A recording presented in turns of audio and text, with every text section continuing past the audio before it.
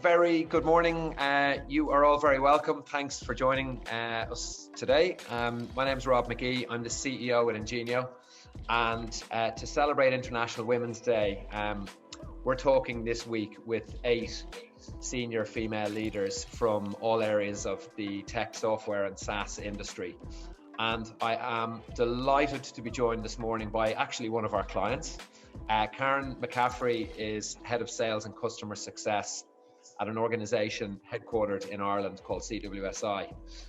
Karyn, delighted to have you with me this morning. How are you? I'm great, delighted to be here. Great to be part of such a great initiative. It certainly is. Listen, we're delighted to be hosting it, and as I said to someone yesterday, I will never forget Women's Day because it's my eldest daughter's birthday. So we had an 11-year-old birthday celebration for the entire day today. So it's a date that's burned in my brain forevermore. Very good. Yeah. Karyn, for those who don't know you or who don't know CWSI, can you give us a little bit of background on you and your company? Yeah, sure. So I'm Karyn and I head up sales and customer success for CWSI in Dublin. For those that don't know CWSI, we specialise in modern management and securing the modern workplace. And I've actually been with the company since it was founded almost 11 years ago. Prior to that, I spent a decade working for O2 when O2 were in Ireland. And at the time of the startup with CWSI, I knew the directors and I knew the vision they had for the company, and I really believed it. This is back in a time now where, enterprises were using BlackBerry devices for email, full stop. Nothing else was being done on those kind of devices. Yeah. And I just knew the art of the possible with mobile and how mobile could really transform our lives and just make them easier.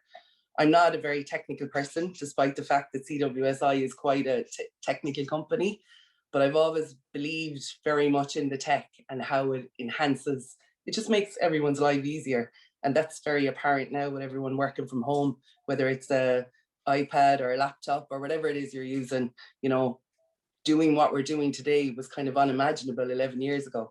So it's been, I really love what I do, and I love the industry I'm in because it's seen such rapid innovation over the last 11 years and lots of quirky acronyms. From when we started out, we were talking about mobile device management, and then that went all the way through enterprise mobility management, unified endpoint management, modern management. If you take the tech out of all of that, it's all just enhancements to make it easier for us all to be productive and do our jobs.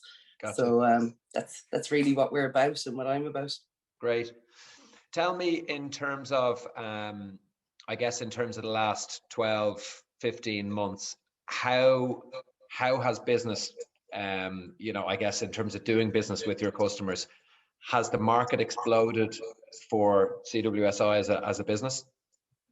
Yeah, so we're certainly very busy. I think when, this time last year, when we first went into lockdown, there was probably a bit of nervousness and a real pause in decision making. So we would have been working with a lot of clients that were about to embark on projects, but there was nearly this pause, and that pause lasted for a couple of weeks. Yeah. I think I heard people were painting their fences and enjoying the sun we had in Ireland, but 2 weeks later, it was really back to business and back to explosiveness, really, with the demand for mobile devices to get people out of the office, working from home and having the tools to do it. Gotcha. So really busy times. Karyn, one of the themes for us this week, and what we're trying to help people with, and I guess, again, really specifically in terms of what Ingenio do, there's lots of people will be tuned in to hear you talk about, I guess, your business and the industry, but really they're very, very interested in picking up some tips and some advice as to kind of maybe how to break into the tech the tech industry. One of the things that we're trying to do this week is ask different people the same questions so that we can start to kind of build up, a playbook or a war chest of tips and advice for people to go and follow. So obviously I've sent you a couple of questions that I wanted to try and, you know, kind of elicit some nuggets of advice from. Mm-hmm. I want to start off with just asking you, you know, what when you look back at that career, you know, being in CWSI from the ground up, and then obviously previously having been with a beast of an organization, 02 now 3. What's the thing that you look back on that you're most proud of in your career? So it's kind of an easy question for me. Okay.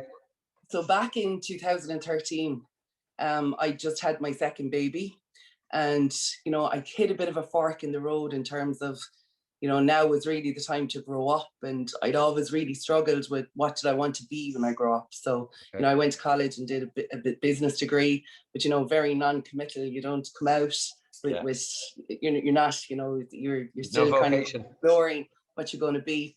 So really, I had 2 decision points. A was, do I go back and take the CMA exams and become a management accountant? Because in college, I liked that subject and I liked the strategy side of it and enjoyed it. Or B, do I go after something I've always been really passionate about, which is service quality and customer obsession?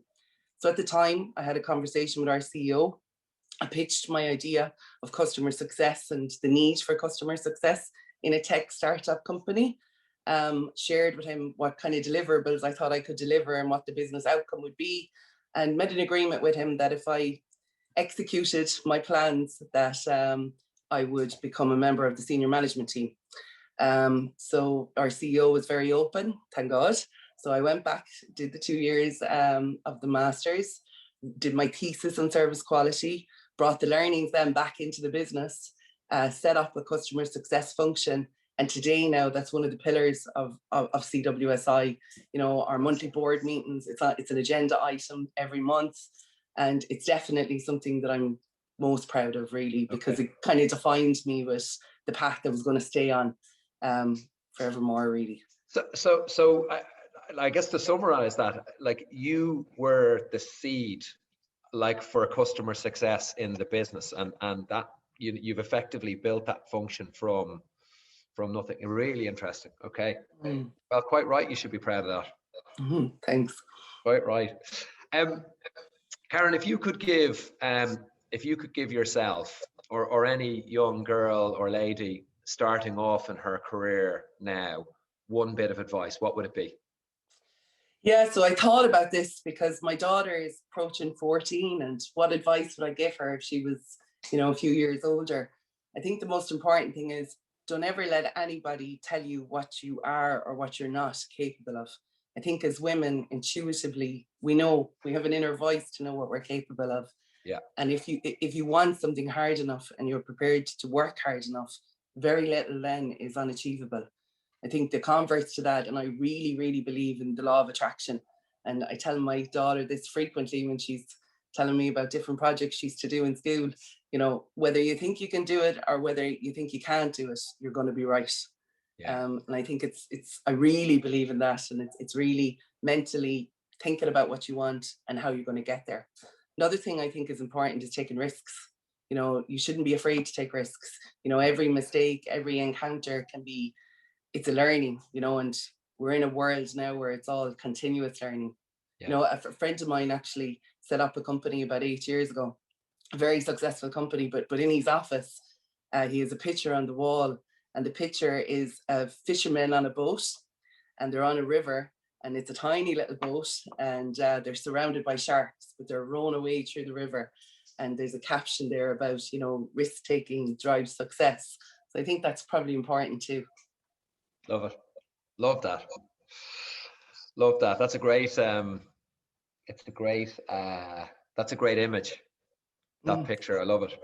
Yeah, it certainly stuck with me. I'll bet. Yeah, I'll bet. Karyn, there's a really interesting one. It's really, really interesting because I guess the question is intentionally vague, you know, to kind of really elicit, you know, a really broad kind of set of responses and answers to it. What's the one or the best or most worthwhile investment that you've ever made? So personally, believe it or not, it was a karaoke machine. Because it's a great way of, just venting and releasing stresses and having fun with kids. And I think everybody likes to just take time out and have a bit of fun. So definitely, personally, the karaoke machine. Now don't get me wrong, we're not the Von Trapps or anything, but it's a bit of crack, Professionally though, I think definitely coaching. So when I started off very early on in my career in '02, I had a brilliant boss. I won't say her name now because it would probably embarrass her, but she was a big advocate for coaching. And that kind of taught me early on to always take time out. It's very easy to get caught up in the day-to-day in the trenches of what you're doing. But if you have a plan to kind of go back, take stock out of the business, look at your plan, what's working, what can be tweaked. So now I have an external coach, and no matter how busy I am, every couple of months, I just try and take the time out to just go back and revisit the plan. I think it's really important just to pull you back and make sure you're not, gone off on another route. Yeah. Listen, I could not agree with you more. I started using a coach last year for the very first time. I mean, I've done kind of ad hoc things before myself, but and I had him on actually before Christmas. But it's such a personal. It's such a and I don't mean it in any other way other than like it's a selfless kind of exercise to go through to be able to say, listen, I need to talk about me. I need to get my vision clear. I need to, how am I going to step stuff out? And obviously the clearer you are on that type of stuff, the better you are for everyone around you, whether it's work or family or anything else. Exactly. Yeah. Couldn't agree with you more. Listen, you're definitely not going to get away with saying that a karaoke machine is the best investment without telling me what's the go-to song for Karyn McCaffrey. Oh, I think, listen, we're merry black people in my house. But look, it's just a great way for kids, especially now. It's very hard for kids, and it's a tough time for everybody. Yeah. And the one thing you can't argue about with karaoke is it is a bit of fun. It's a bit of crack. You're taking the seriousness out of everything and just down in tools on a Friday evening. Not every Friday evening, but some Friday evenings. Love it. I like it. Well, look, that's definitely maybe a back to the office, to the office one for the sales and customer success team at CWSI. My team would love that, I'm sure. I'm sure they would. This one is slightly connected to that. But it's more so, I guess, it's away from the investment and it's more towards the purchase. But what purchase has positively or most positively impacted your life in recent memory? Well, not so very recent, right? But definitely SatNav. Because, I've always lived down the country. I've always worked in Dublin. Yeah. I didn't take geography for the Leaving Cert. My biggest weakness is reading maps and telling directions. So many times I would be lost in Dublin and somebody would say, is the river at the left or the right of you? And I wouldn't even know where the river was, So, and it's actually, it's a great example of how, Google Maps replaced that then. And again, it's an example of mobility just making your life easier. Yeah. And, I copped a lot of people joking with me because sometimes I'd go into meetings and you'd still hear, turn left and you will reach your destination, because I'd forget to turn it off. Yeah. But definitely the best investment that I've ever made. Yeah. Definitely. Isn't it amazing to think that SatNav is dead, because of Google. It's incredible, It is, but it's great. It's great, incredible. I often joke and say that if something went wrong tomorrow and it was no longer available, my productivity would probably drop by 50% in terms of just trying to find places and make your way there. Yeah. Couldn't agree with you more. Karyn, just kind of moving towards wrapping up. I think the kind of major cohort of people who are tuned in today are either trying to get hired for the first time, so people coming out of college or university or some level of education, and have identified the technology space as a kind of an industry that they want to go into. there's also a lot of people who are trying to transition or shift or pivot from other industries that have obviously been really badly affected over the last year or so. And I guess, look, the question I want to ask you to help those people is, if you were going to give one tip to someone who wanted to get hired in this industry right now, what would it be? Right now. So I think, from the tech industry is an industry that there is no place for gender imbalance, and there isn't gender imbalance. You see a lot of, females in very senior roles. I think it's a case of finding the role that you think will really fulfill you, that you can grow in, and that will really fulfill you. And remember, you don't have to be a deeply technical person to work in the tech industry. I would be a strong advocate that every tech startup needs a customer success person, because you need to know your customer. You need to, be able to step away from the technology and see, how does that make people's lives easier? How does it make businesses run more smoothly? Because that's really, technology is an enabler to something that isn't technical, that's kind of common sense and practical. And I think it's easy to get bogged down and think, I'm not technical enough to understand that, or that job spec looks very technical. But when you weed through it all, it really all comes down to business outcomes, and what's the business outcome that you're driving. Yeah.